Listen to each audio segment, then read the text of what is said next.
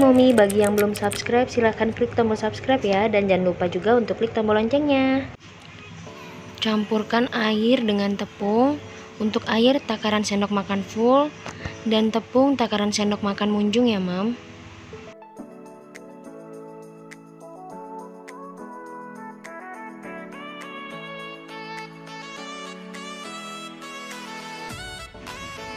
Lalu kemudian aduk hingga rata terlebih dahulu, baru kemudian nyalakan api kecil saja, sambil terus diaduk ya.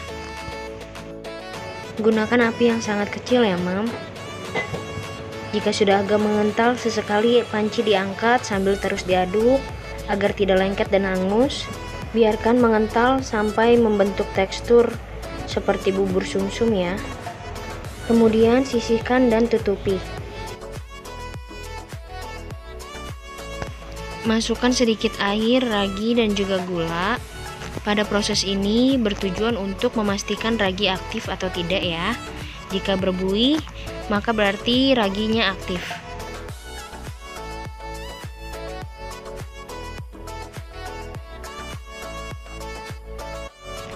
Biasanya tidak perlu menunggu terlalu lama, ragi sudah terlihat berbuih ya Mam. Contohnya berbuih seperti ini ya Mam. Jika sudah muncul buih-buih, baru selanjutnya kita masukkan takaran sendok makan tepungnya munjung ya Mam.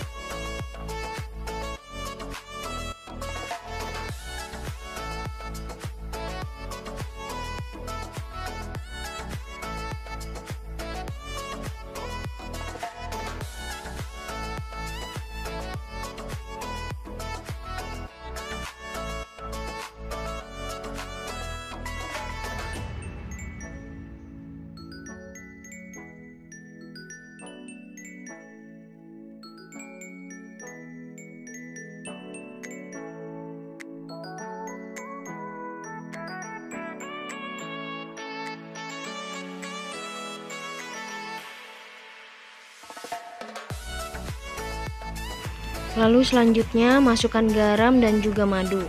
Untuk madunya sesuai selera saja ya.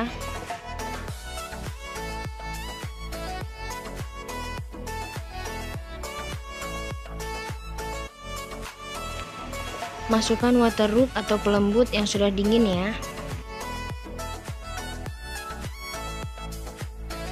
Kemudian aduk semua bahan menggunakan spatula terlebih dahulu.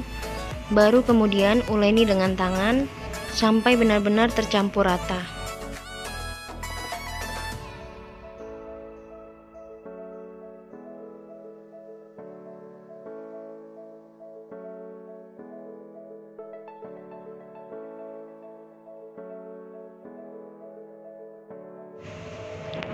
Jika adonan sudah tercampur rata, baru kemudian masukkan minyak dengan takaran sendok makan full.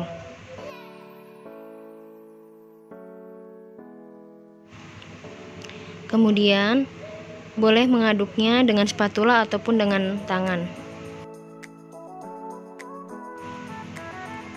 Aduk sampai semua minyak menyatu dengan adonan ya Mam.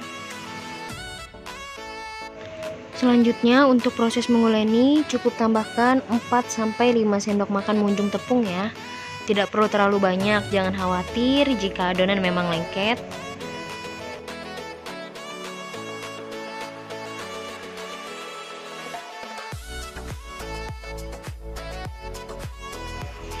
Jangan kaget atau jangan khawatir jika adonan basah dan terlalu lengket ya Mam. Terus saja mengadon dengan gerakan tarik ulur atau dengan telapak tangan.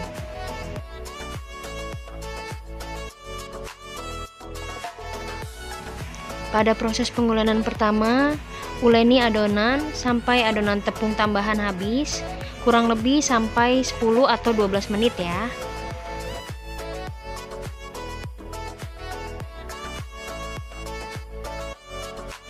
Selanjutnya, kita istirahatkan dan diamkan adonan dengan ditutupi serbet kurang lebih 20 menit saja ya, tidak perlu terlalu lama.